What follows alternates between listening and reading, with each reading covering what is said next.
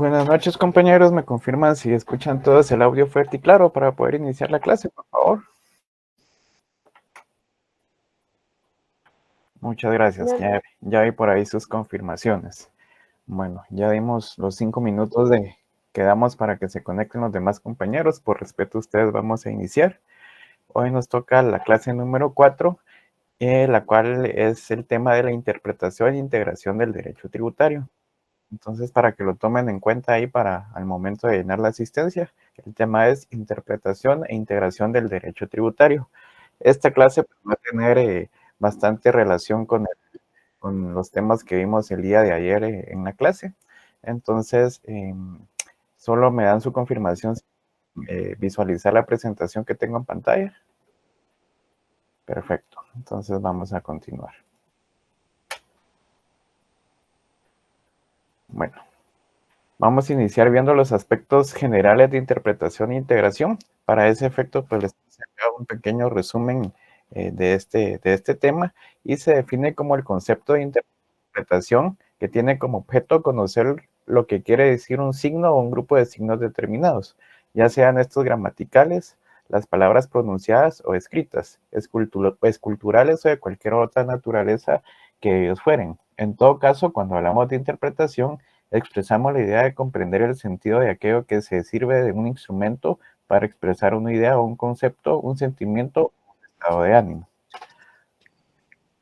Por ahí creo que alguien tiene el micrófono encendido. Por favor, les encargo ahí que si no van a intervenir los tengan en silencio. Bueno, continuamos. Por lo tanto, interpretación de la ley, su función no es solo la de dar a conocer simplemente el pensamiento que expresan las palabras contenidas en la fórmula legislativa, sino que en la interpretación jurídica, el precepto es únicamente el primer momento de este particular proceso interpretativo para entender después en la estructura del juicio el valor que se debe encontrar expresado en el precepto legal. Si nos damos cuenta, pues esto nos hace una referencia un poco doctrinaria al tema que estábamos desarrollando el día de ayer en la clase en cuanto a la interpretación y las formas de interpretar pues nuestras normativas en Guatemala. Pues esto es una pequeña definición introductoria y acá tenemos pues ya algo un poco más concreto que nos quedaría en una definición pues más general y más concreta. Por lo tanto, la integración de una ley se llevará a cabo cuando exista una laguna legal. Es lo que conversábamos ayer. Entendida como la carencia de una norma jurídica para la aplicación de un caso que no esté previsto en la ley, en la que existe un caso similar al no previsto y se pretende resolver de la misma forma. Si se dan cuenta, pues esto se resume en los ejemplos que estábamos desarrollando ayer en la clase con el tema de las leyes supletorias y cuando no existe alguna norma que regule cierta circunstancia, pues vamos a tener que hacer el tipo de interpretación de acuerdo a las literales que nos establecía el artículo 10 de la ley del organismo judicial. Entonces vamos a seguir desarrollando que en cuanto a la interpretación e integración de las normas tributarias, ya acá estamos hablando de la materia en específico, se encuentra una diferencia fundamental. Entonces vamos a tener la interpretación que se dirige o se trata esencialmente a lo que el legislador quiso decir o lo que quiso plasmar en la ley, mientras que la integración no solo se basa aquí, creo que cometí un error, aquí es no solo se basa en el verdadero sentido de la ley, sino que se aplica a casos que no estén contemplados en la legislación. Entonces, si nos damos cuenta, acá podemos encontrar la diferencia entre qué es integración y qué es interpretación. Si no estoy mal, les hice una tablita acá más adelante de las diferencias, que ya se las voy a mostrar. En materia tributaria vamos a encontrar el fundamento en el artículo 185 del Código Tributario que establece: artículo 185, supletoriedad. En lo que no contrarien las disposiciones de este código y en todo lo previsto en esta sección, se aplicarán las normas del Código Procesal Civil y Mercantil y la ley del organismo judicial.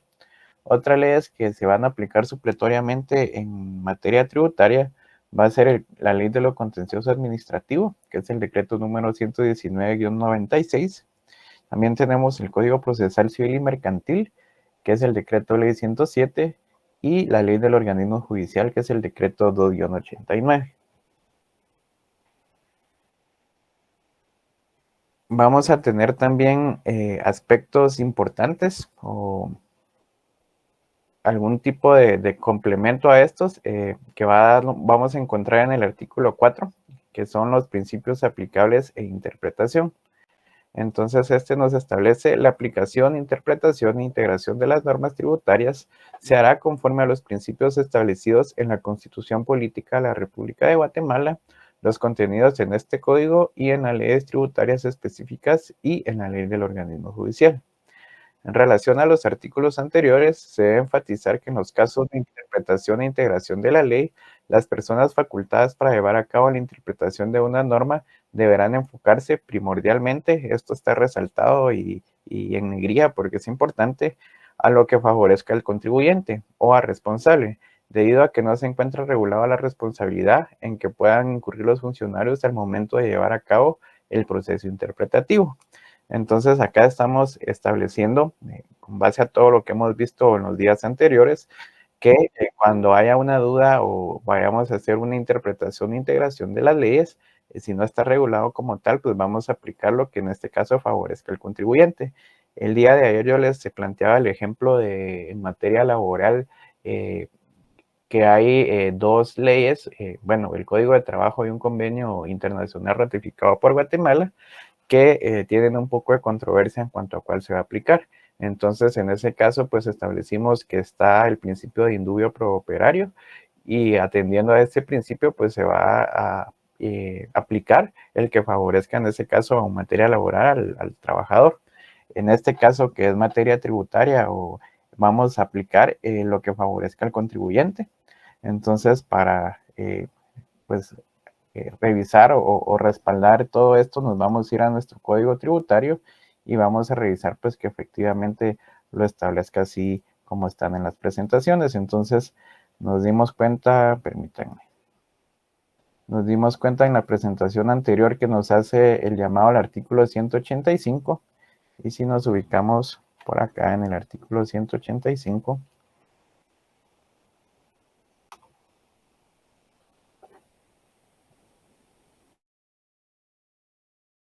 permítanme un momentito que tuve aquí un problema con la señal del internet. Denme un minuto en lo que lo restablezco.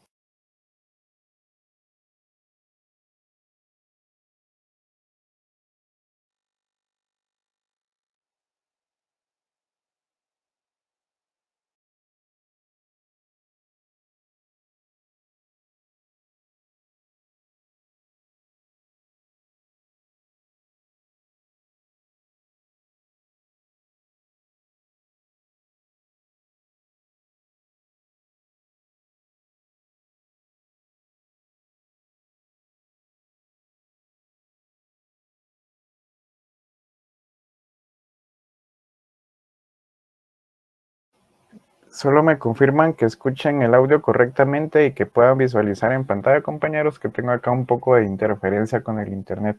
Sí, sí se escucha y se ve. Perfecto, muchas gracias. Pues regresando, teníamos acá el primer llamado al artículo 185 del Código Tributario, el cual pues nos establece la supletoriedad y que nos cita textualmente en lo que no contraen las disposiciones de este código y en todo lo no previsto en esta sección se aplicarán las normas del Código Procesal Civil y Mercantil. Entonces, si nos damos cuenta, el mismo Código Tributario nos establece cuál va a ser otra ley supletoria que va a ir de la mano, va a complementar este código tributario y la ley del organismo judicial. Entonces, si nos damos cuenta, esta misma ley nos está regulando que estas nos van a complementar y se van a aplicar supletoriamente en lo que no esté previsto pues en este código. Luego tenemos el artículo 4, que son los principios aplicables a la interpretación. Pues esto ya los hemos desarrollado los días anteriores, entonces ese no lo vamos a revisar el día de hoy, pues para fines de poder avanzar. Luego tenemos, siempre dentro de los aspectos generales de la interpretación e integración, que en el proceso interpretativo, primero, aquí lo puse yo marcado porque es importante, se va a determinar el contenido del texto de la normativa, en este caso el código tributario, que es nuestra ley específica, como resultado del proceso de interpretación. ¿Qué quiere decir esto? Que antes de aplicar nosotros el Código Procesal Civil y Mercantil, la ley del organismo judicial o otra ley que pueda ser supletoria, pues primero vamos a analizar el código tributario, la esencia, y determinar cuál es la finalidad de lo que nosotros queremos aplicar, y en caso de que efectivamente no esté regulado dentro del código tributario, pues ya vamos a empezar a hacer esa interpretación e integración con las demás leyes. Entonces, lo primordial en este caso es aplicar la ley específica en materia tributaria, pues que ya sabemos que es el código tributario. Una vez hayamos agotado pues esta revisión, se va a aplicar el contenido, permitiendo así una labor interpretativa en la aplicación, normalmente cuando un texto no es claro o es ambiguo. Entonces, si atendemos este segundo párrafo y esto, pues que llegamos a la conclusión de que vamos a aplicar las circunstancias que no estén reguladas o que estén muy genéricas y que no se pueda establecer de una forma muy concreta. Entonces aquí ya interpretamos el objetivo de lo que nosotros queremos aplicar y ya lo integramos con estas leyes supletorias, que en este caso va a ser el Código Procesal Civil y Mercantil y la ley del organismo judicial. Hasta acá, que vamos un poquito rápido, que son temas que tienen que ver con lo que ya desarrollamos. No sé si hay alguna duda, compañeros. Si no hay, pues seguimos el desarrollo. Bueno, si no las hubiera, continuamos. Acá pues volvemos a hacer referencia al artículo 10 del organismo judicial que también desarrollamos ayer, que nos establece que las normas se interpretarán conforme a su texto, según el sentido propio de sus palabras, a su contexto y de acuerdo con las disposiciones constitucionales. Pues ayer analizamos que existen estas literales que establece también el conjunto de una ley servirá para ilustrar el contenido de cada una de sus partes, pero los pasajes oscuros de las mismas se podrán aclarar atendiendo al orden siguiente: a la finalidad, al espíritu de la misma, a la historia fidedigna de su institución, a las disposiciones de otras leyes sobre casos o situaciones análogas y al modo que parezca más conforme a la equidad y a los principios generales del derecho. Este es importante porque acá nos indica que se va a aplicar conforme a la equidad y a los principios generales del derecho. Entonces recordemos que cada área del derecho, tanto como en el derecho penal, derecho laboral y en este caso que es materia tributaria, hay principios fundamentales que son los que regulan pues a la materia como tal. En este caso, pues ya en las presentaciones anteriores establecimos que en caso de duda se va a hacer al contribuyente. Por ahí creo que alguien estaba consultando algo. No, ahí estamos bien. Bueno, continuamos. Bueno, acá tenemos las modalidades de interpretación tributaria y yo les hago acá pues un cuadro comparativo en donde están los dos principios que nosotros vamos a analizar. El primero es el indubio pro fisco. Este principio consiste en que caso de duda se va a favorecer al fisco. Quiere decir que este principio de indubio pro fisco nos está indicando que se va a favorecer al Estado o al fisco, que es la persona o el ente o persona jurídica encargada en nuestro país, recaudar y regular todo el tema de la recaudación financiera o monetaria. Y por el otro lado tenemos el principio de indubio contra fisco. Este consiste que en caso de duda debe favorecerse al contribuyente. Entonces acá puede ser que ya exista la duda de que si anteriormente establecimos de que primordialmente se va a favorecer al contribuyente, si bien es importante, como yo les marqué acá atrás, nos indica por eso la palabra negra y resaltada que dice primordialmente, o sea, como regla primaria, más no siempre se va a aplicar esto, pero como primera regla o regla general, la prioridad siempre va a ser lo que favorezca al contribuyente responsable, pero se marcó en negro y con subrayado, porque pues no toda la vida va a ser así, ya que en materia tributaria vamos a tener estos dos principios. Entonces el que deberíamos aplicar primordialmente es este principio de indubio contra fisco. Sin embargo, también tenemos el principio de indubio pro fisco, que ahorita vamos a analizar un poco más detenidamente.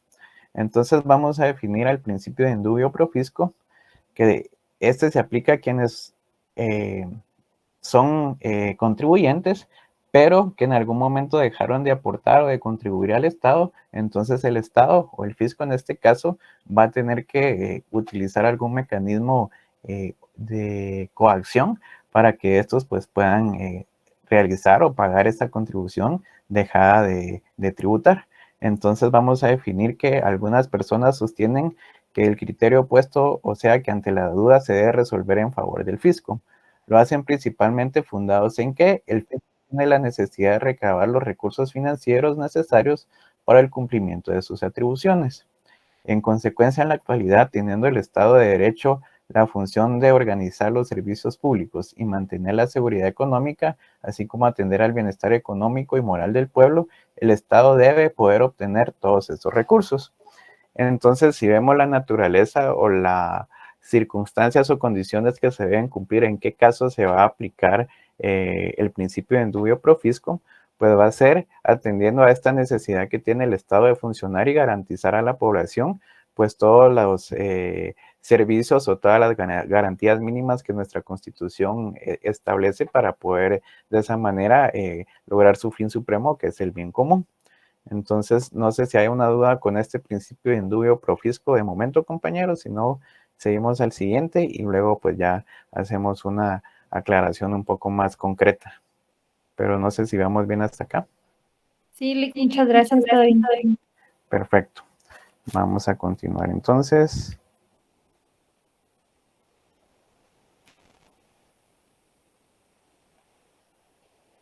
Tenemos entonces el segundo principio, que es el indubio contra fisco. Dicho principio se funda esencialmente en considerar que el impuesto constituye una restricción a la libertad individual, ya que representa una carga que no depende de una obligación surgida de la voluntad del mismo sujeto pasivo, de la relación jurídico-tributario, sino que deriva de la ley y que como consecuencia de ello se ve afectado su patrimonio. La misma debe quedar limitada expresamente por la ley y que por lo tanto, si la ley con toda claridad no ha precisado un hecho, el mismo no puede ser regido por tal ley, sino que la aplicación de ella debe ser restrictiva. ¿Qué quiere decir este texto? Que el ser humano o la población como tal no está generando esa obligación de que el día que la persona nace ya le debe pagar o debe tributar al fisco o al Estado, sino que establece que hay leyes que en este caso son de forma restrictiva, que va a poner ciertas restricciones para que el Estado no abuse de este poder o este privilegio que tiene como ente recaudador.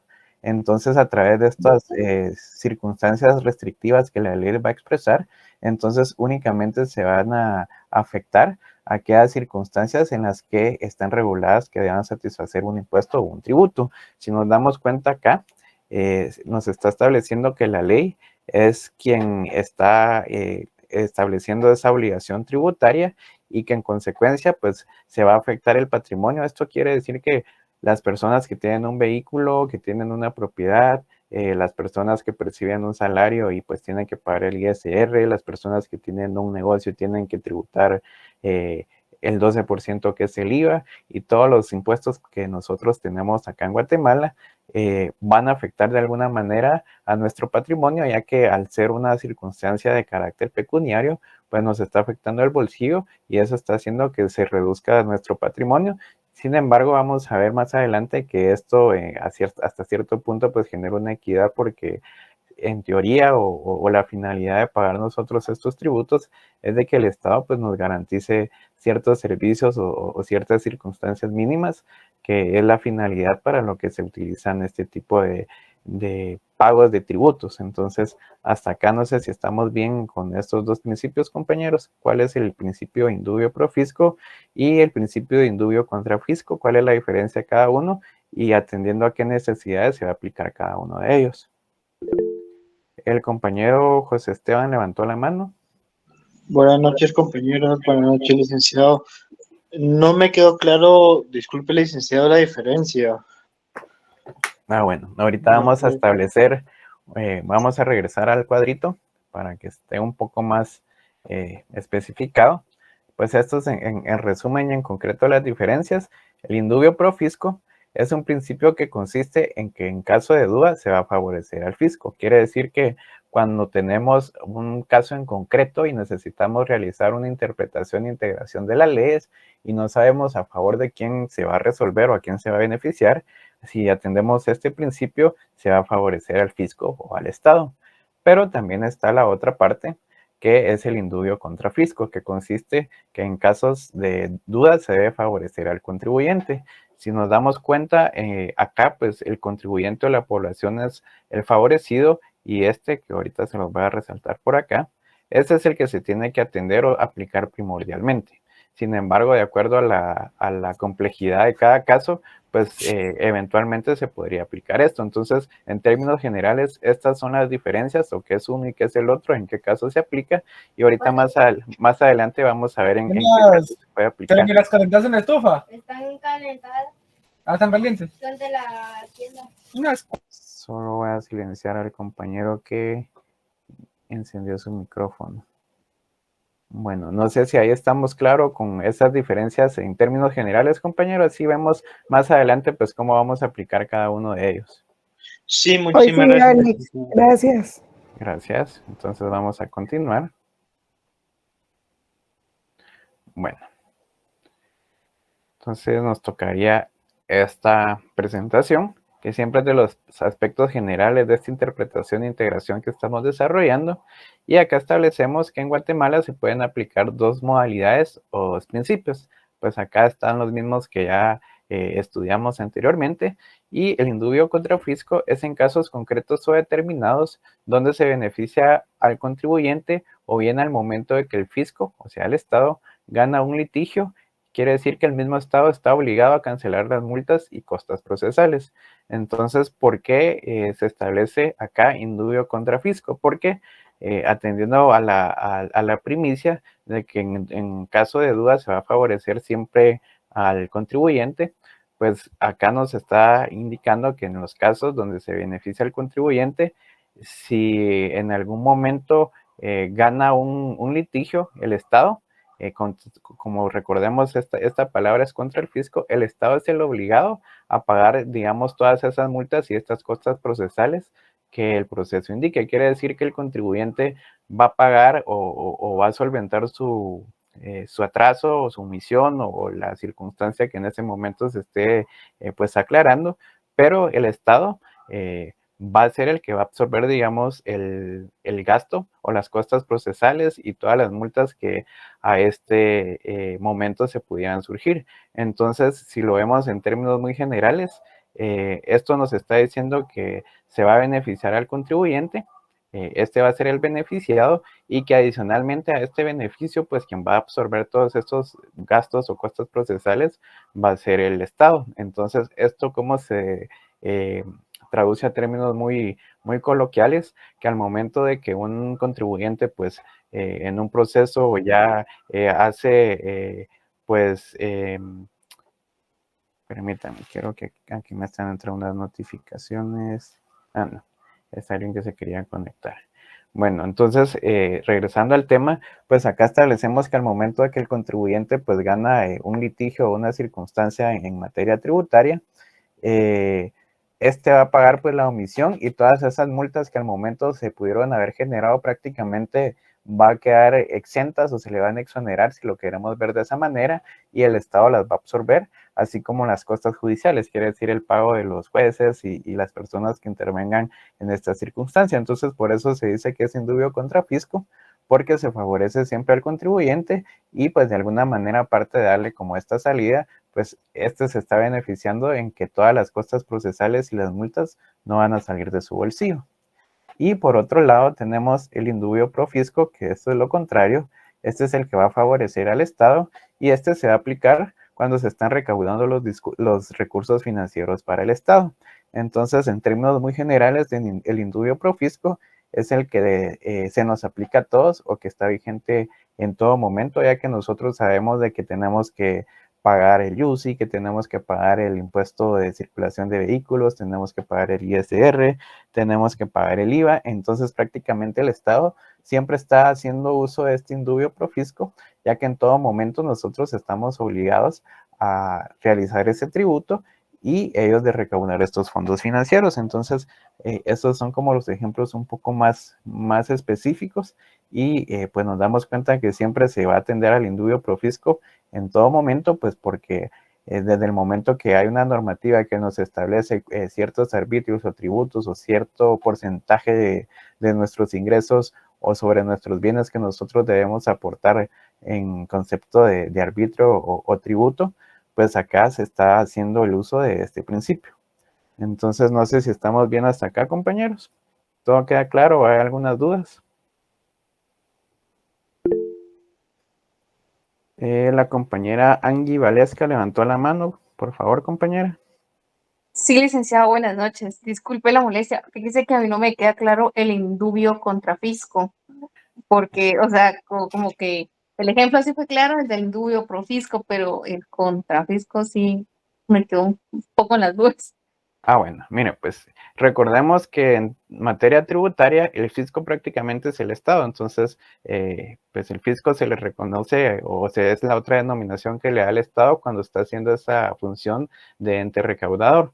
Entonces, si nos vamos a la naturaleza del nombre que es indubio contra fisco, es que nosotros vamos a estar en contra del Estado o en contra de este ente fiscalizador.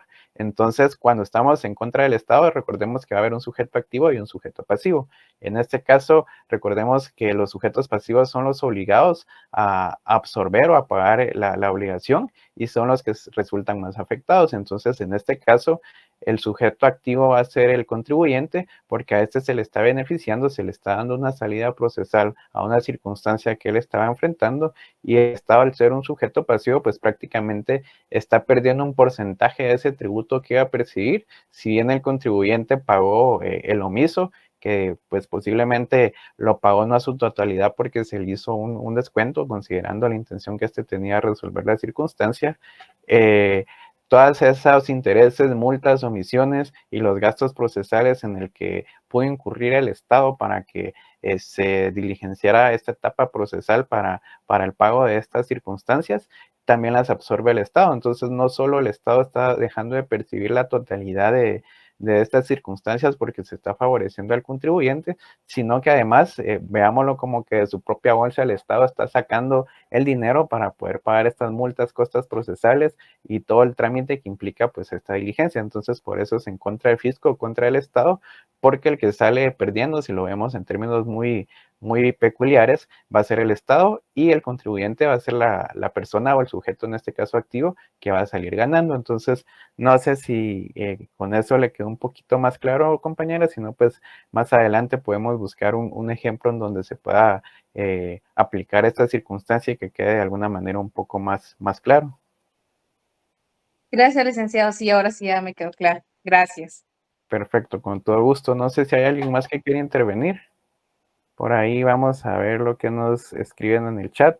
Nos dice el compañero Mario Ardenson, en palabras simples, cuando tu contribuyente le gana un caso administrativo a la SAT o X o Y caso, el Estado está obligado a pagar las costas procesales en que se hicieron incurrir tanto a ti como al contribuyente. Sí, prácticamente en términos generales y en palabras simples, como el compañero lo indica, a eso se refiere este indubio contra fisco. Entonces vamos a continuar con la siguiente presentación. Y ahora tenemos los métodos de interpretación tributaria. Cuando hablamos de métodos de interpretación tributaria, nos referimos a todos aquellos mecanismos que se utilizan para determinar el sentido real de las normas tributarias, es decir, cómo vamos a interpretar o cómo vamos a aplicar esa esencia de la norma. Entonces, en materia tributaria vamos a desarrollar los métodos siguientes. Vamos a tener el método literal, el método histórico, el método de la realidad económica, el método lógico y el método sistemático. Entonces, en ese sentido abordamos el primero, que es el método literal. Acá vamos a citar a la autora y profesora Gladys Monterroso. No sé si alguien tuvo el gusto o disgusto, depende de cómo les haya ido de recibir clases con ella. Pues para mí una excelente docente, sus libros muy completos, que de hecho es un texto que les recomiendo si alguno los tiene, pues lo puede leer para ampliar un poco más los conocimientos, pero esta licenciada lo define al método literal como los términos que son analizados mediante el estudio gramatical o etimológico. Los fines de este método son asegurar los derechos de los particulares y respetar la seguridad jurídica.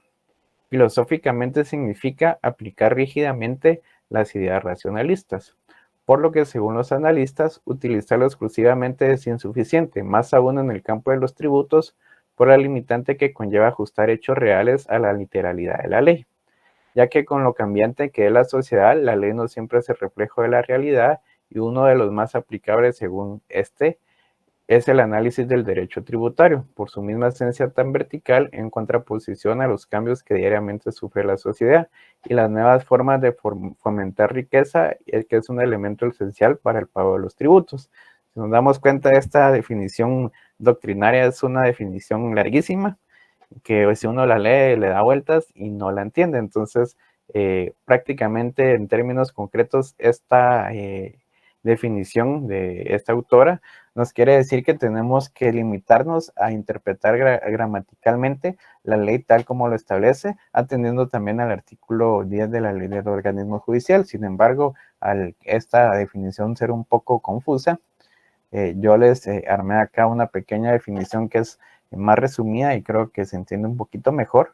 Entonces vamos a entender que el método literal es un principio impositivo del derecho en el que la aplicación de los tributos debe tomarse en cuenta exclusivamente los términos que la ley crea sin que los mismos sean ampliados o restringidos. ¿Esto qué quiere decir? Que nosotros vamos a aplicar eso primero, que en materia tributaria prácticamente el Estado nos está imponiendo esos tributos o esos pagos que nosotros tenemos que realizar.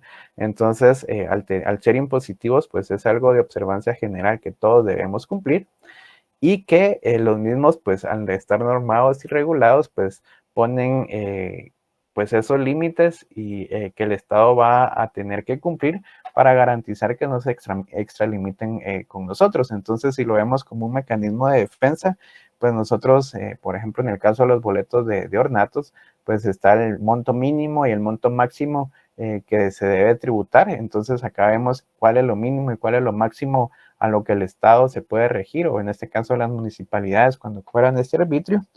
Y entonces acá se aplica estas últimas palabras que dice sin que los mismos sean ampliados o restringidos. Entonces sabemos que si el boleto de ornato nos establece que hay un monto máximo, de ahí pues ya no nos van a cobrar un poco más porque eso está limitado, y también no puede ser restringido porque nos establece que hay un pago mínimo. Entonces, fuera de ese pago mínimo, pues tampoco nos pueden hacer un descuento. Entonces está lo menor y lo máximo que se tiene que pagar.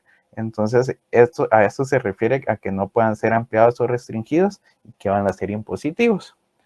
Luego vamos a seguir ampliando la definición y nos indica que también puede ser llamado método gramatical. Este tiene la finalidad de encontrar el sentido y significado de la norma, tomando como base el significado de las palabras escritas. Como consecuencia, la norma se debe interpretar en su sentido literal y estricto.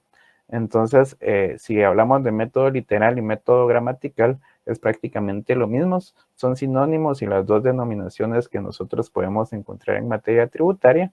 Y pues al final, este método literal pues va enfocado a que vamos a interpretar las leyes tal y como lo establecen los legisladores, y no vamos a buscar ampliar o restringir estos conocimientos. Entonces, tenemos claridad de qué es el método literal, compañeros.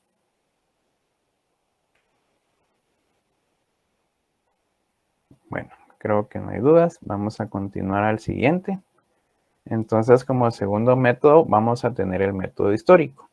Este principio se define como aquel método de suma importancia en la interpretación del derecho tributario y las normas tributarias en general, puesto que se enfoca en el estudio y evolución del derecho tributario con el paso de los siglos, analizando sus orígenes hasta las circunstancias actuales. Esto con la finalidad de aplicar las normas de la manera más idónea.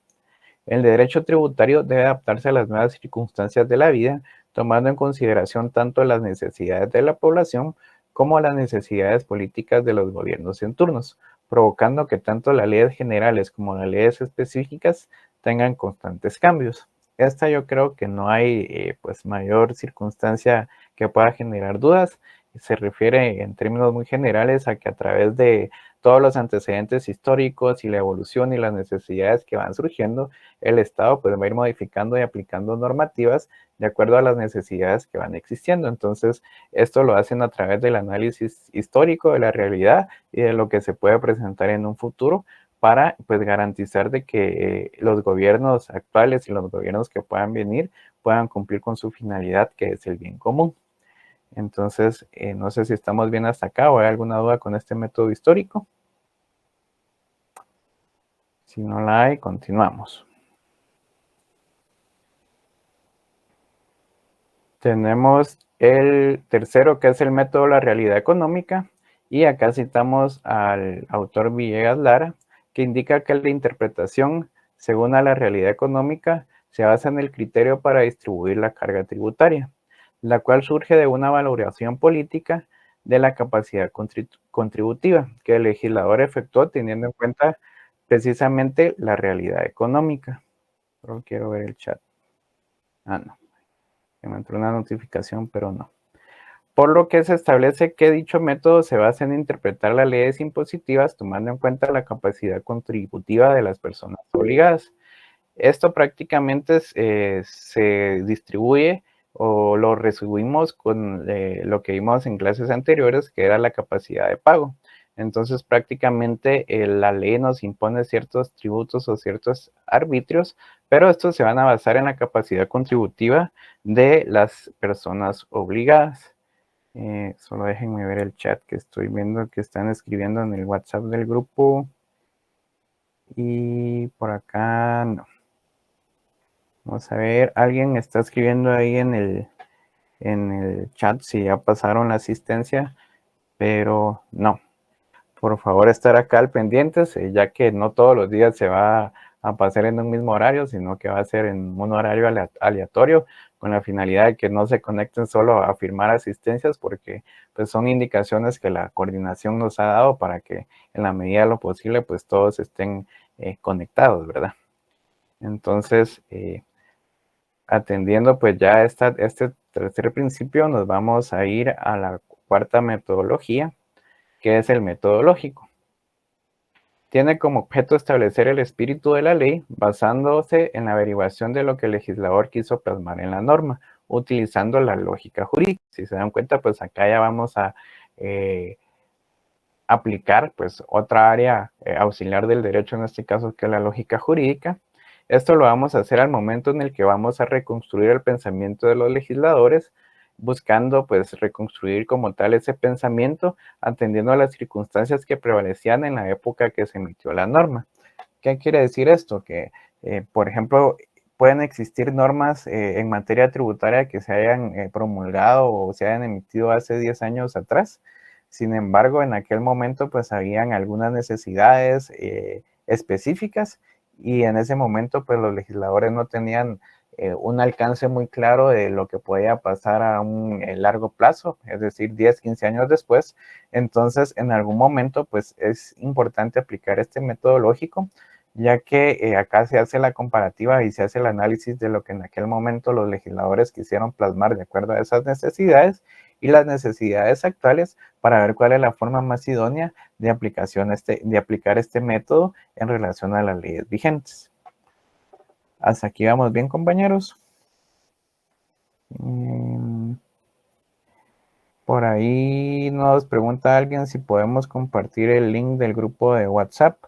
Bueno, ese aparece en la página de la Facultad de Derecho donde ustedes se asignan. Ahí lo encuentran y si tal vez la licenciada María Rosario, que es nuestra auxiliar, o otro compañero o compañera nos hacen favor de compartírselo acá al compañero y a los que no están incluidos para que se puedan adherir a este grupo. Y denme un momentito, quiero ver si tengo por acá el link del Classroom para que se conecten de una vez. Denme un momentito. Ya por ahí una compañera nos hizo favor de compartir el link donde está el grupo oficial de la facultad. Y yo les estoy compartiendo también el link del Classroom donde se está subiendo el material de estas presentaciones y se está subiendo la información importante relacionada al curso. Bueno, cerrando este pequeño paréntesis, vamos a continuar con el método sistemático. Este método sistemático establece que las normas se interpretan en relación al ordenamiento jurídico del Estado de Guatemala, encontrando el verdadero sentido de la ley. esto prácticamente se basa en que se busca extraer el texto de la norma cuyo sentido sea acorde al contenido general del ordenamiento al que pertenece, atendiendo al conjunto de normas del sistema del cual forma parte. ¿Qué quiere decir este método sistemático? Que aquí vamos a aplicar casi pues que todos los principios que vimos anteriormente, que es el principio de legalidad, que esté regulado y regido por una ley vigente. Vamos a aplicar también el principio de interpretación, en el cual ponemos en práctica pues darle prioridad a una ley específica interpretando lo que el legislador quiso decir o quiso plasmar. Y vamos también a aplicar la integración o la analogía. Por eso aquí nos indica que este método sistemático está atendiendo a un conjunto de normas del sistema del cual forma parte. Quiere decir que acá pues vamos a utilizar dos o más leyes, porque ya va a ser un análisis y un método en el que se van a aplicar todos esos artículos o todas esas leyes que puedan tener relación con el tema que se esté pues tratando en ese momento o en ese caso concreto como tal. Entonces, la interpretación sistemática se apoya no solo en la conexión material entre los preceptos y las razones lógicas que apelan a la unidad íntima de la conexión de los apartados de un artículo, sino también en las razones históricas o los antecedentes doctrinales. Entonces, acá nos da también que vamos a aplicar en algún momento pues el método histórico o esos principios o fundamentos históricos que nos sirven para realizar los antecedentes o evaluar los antecedentes, las circunstancias en el futuro y cómo eventualmente podrían ir cambiando, cómo se podrían ir aplicando de una mejor manera hacia el futuro. Entonces, prácticamente este método sistemático, pues es, como lo indica acá, el conjunto de normas o es como ese mix de todas estas circunstancias que hemos venido desarrollando a lo largo de la semana, y en este método sistemático es cuando ya prácticamente se está ejerciendo o se está tomando en consideración esto, poniéndolo en práctica para resolver o analizar una circunstancia en materia tributaria de la manera más clara y precisa posible. Y por último, pues siempre siguiendo con el método sistemático, vamos a dar una definición general o la conclusión de este método, que lo definimos como aquel método que es parte del derecho tributario, que se toma en cuenta la existencia de varios ordenamientos jurídicos tributarios y la repetición de situaciones, examinando los fenómenos tanto sociales, jurídicos, como económicos para su aplicación. Entonces, acá hay algo bien importante en este método sistemático también, que nos está indicando que es la aplicación o se toma en cuenta aquellas circunstancias que han sido repetitivas o repeticiones de situaciones. Cuando nos referimos a circunstancias que han sido repetitivas o esta repetición de situaciones, ¿qué es lo primero que se les viene a ustedes a la mente que se puede aplicar en este método sistemático?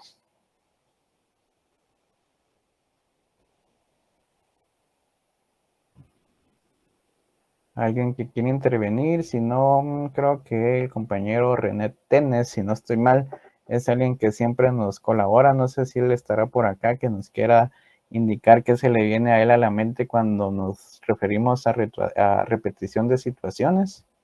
Y si no, alguien más que quiere intervenir. Perdón, Eric, buena noche. Fíjese que estaba leyéndolo, pero no lo he logrado interpretar. No sé si me lo puede aclarar un poquito, Eric, perdone. Sí, con todo gusto. Bueno, como se dan cuenta acá, establece que es el conjunto o la aplicación de aquellos varios ordenamientos jurídicos tributarios y a la repetición de situaciones que se deben tomar en cuenta examinando los fenómenos sociales, jurídicos y económicos de su aplicación. Recordemos que acá en Guatemala lo que nos va a respaldar esta circunstancia o que vamos a resolver o aplicar alguna normativa en cuanto a funciones o circunstancias repetitivas, van a ser esas sentencias que se van a resolver de una forma similar por ser circunstancias que no están del todo reguladas o que no están específicamente claras en las normativas, entonces han sido ambiguas y han existido lagunas legal. En este sentido, pues hay sentencias de corte de constitucionalidad o fallos que se han resuelto de forma similar o repetitiva, Entonces son los métodos o esas sentencias que podríamos aplicar al momento de aplicar este método sistemático. Es decir, vamos a analizar todas las normas de nuestro ordenamiento jurídico, tanto las leyes específicas como las leyes complementarias, así como estas sentencias que nos van a hacer integrar pues las normas actuales con estas sentencias y los fenómenos sociales o antecedentes históricos que nos puedan apoyar a resolver mejor la circunstancia en concreto. Y por ahí el compañero Renato Tenes levanta la mano y solo denme chancecito a que regrese a la presentación 16 que alguien lo está solicitando en pantalla. Sí, compañero, tiene la palabra. Gracias, Lick, por haberme puesto un poquito más que no le había entendido. Sí, se supone de que todas nuestras normas en materia tributaria, pues tiene algunas leyes supletorias por alguna laguna que exista. Como usted lo comentaba el día de ayer, pues vamos a agotar primero lo que es la primera instancia, que son todas las normas, la norma jurídica específica, que en este caso sería el Código Tributario. Luego, pues creo, no sin creer, sino nos vamos a ir a la norma superior, que sería la Constitución, la actualización de las leyes tributarias y la norma en materia que realmente pues esté regulando. Y si no encontramos alguna solución, pues sí nos tendríamos que ir a la jurisprudencia, que es lo que usted mencionaba el día de ayer, ¿verdad?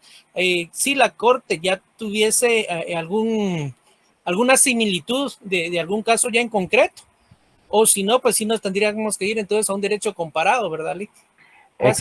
Exactamente, a esto se refiere y por eso les decía que prácticamente este método sistemático es poner en práctica todos estos principios y métodos o fundamentos del derecho tributario que anteriormente ya desarrollamos, y tal como lo menciona el compañero, pues como primera instancia, pues efectivamente se aplica el Código Tributario, que es la ley específica.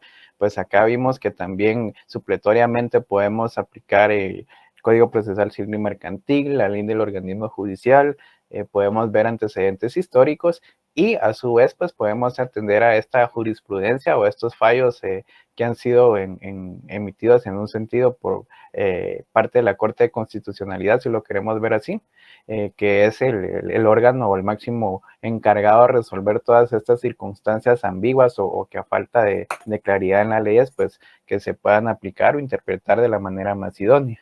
Entonces, en resumen, eso sería. Y vamos a darle la palabra a la compañera Denise, que la tiene levantada.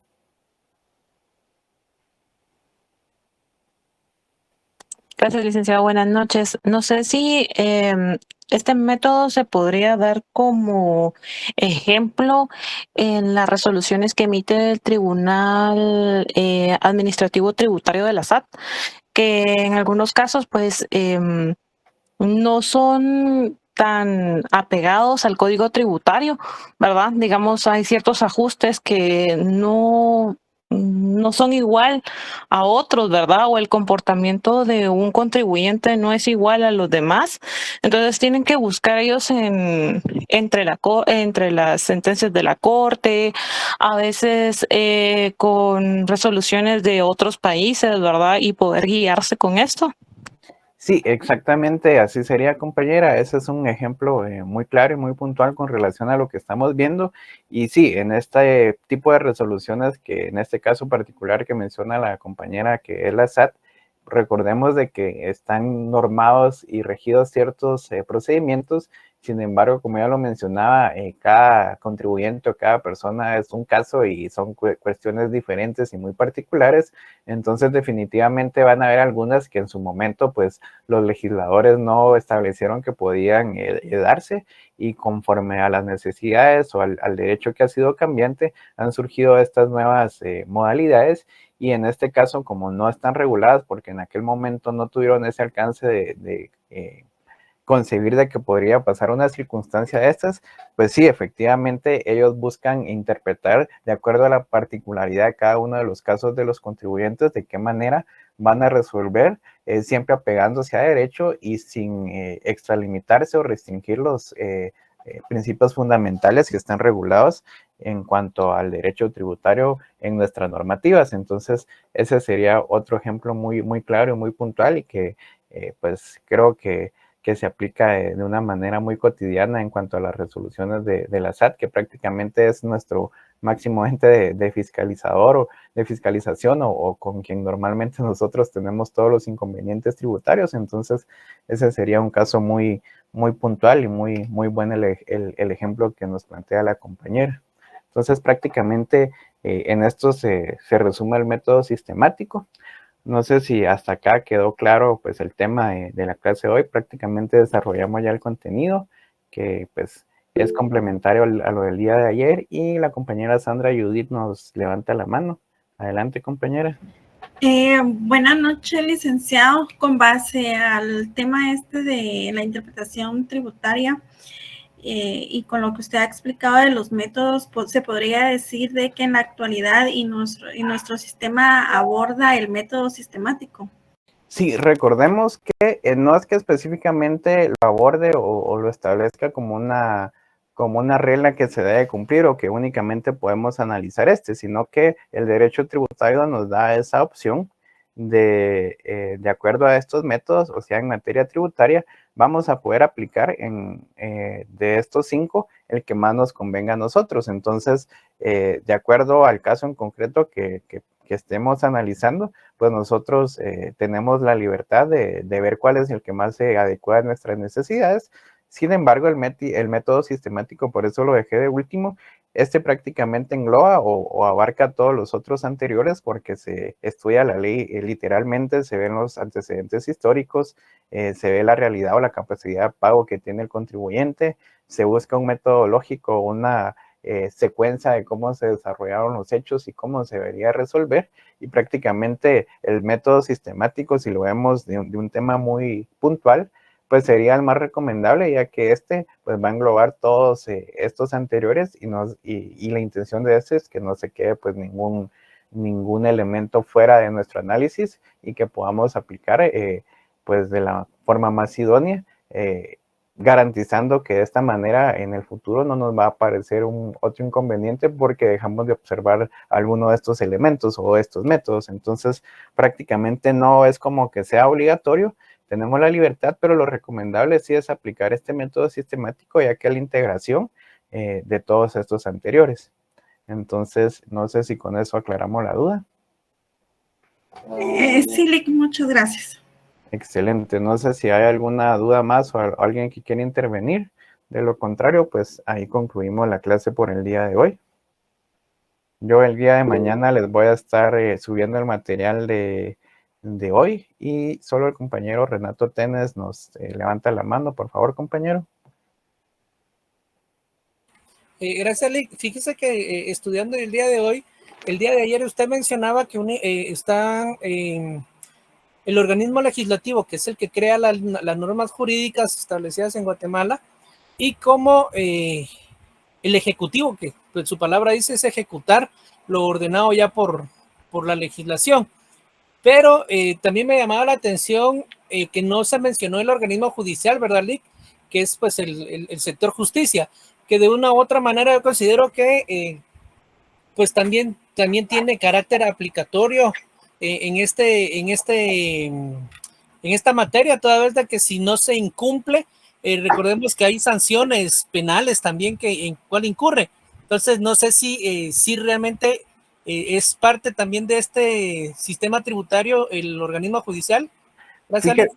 Fíjese que sí, compañero. Sin embargo, en estas clases o en estas presentaciones no se han incluido, porque si analizamos la esencia de esto que estamos ahorita entrando, pues de lo general a lo más particular en materia tributaria, si nos referimos a los órganos que emiten normativas, pues solo tenemos el legislativo. El ejecutivo, pues como usted lo decía, es el encargado de ejecutar. Sin embargo, en materia tributaria o en todas las áreas del derecho, excepcionalmente de acuerdo a las emergencias o necesidades de la nación, estos podrían emitir algunos acuerdos o decretos que van a tener carácter de ley por un tiempo determinado. Y con relación al organismo judicial, sí lo vamos a ver o sí lo vamos a incorporar.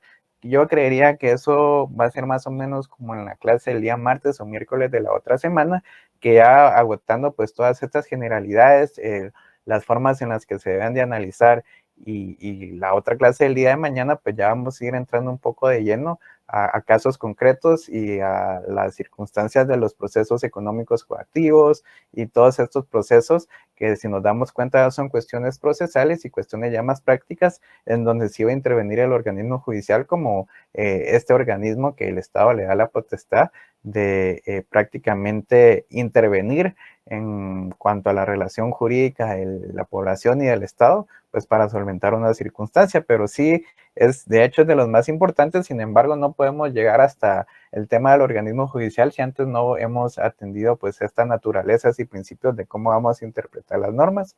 Pero sí, en este sentido y para aterrizar en su pregunta, pues no lo incluimos porque realmente el organismo judicial pues solo va a ser un organismo operativo en este caso, que de alguna manera va a garantizar que se esté cumpliendo esa ejecución y, de la norma como tal, tanto por parte del contribuyente como parte del Estado. Sin embargo, no es un organismo que en algún momento pueda crear leyes. Lo más que podría crear en algún momento podría ser jurisprudencia, pero esta no va a ser una normativa de aplicación general, sino que va a ser únicamente para casos particulares y en concreto. Entonces, prácticamente por ese motivo, de momento quedó fuera de las presentaciones. Y gracias, Lick, le agradezco. Perfecto, con todo gusto. Si no hay ninguna otra intervención, pues terminamos la clase por el día de hoy, compañeros. Cualquier cosita, pues ahí está el Classroom para aclarar dudas, y también a través del chat de WhatsApp yo estoy ahí incluido y con todo gusto pues atendemos las dudas que ustedes puedan presentar. Les deseo una feliz noche de jueves y que descansen todos. Gracias, Lick. Gracias, licenciado.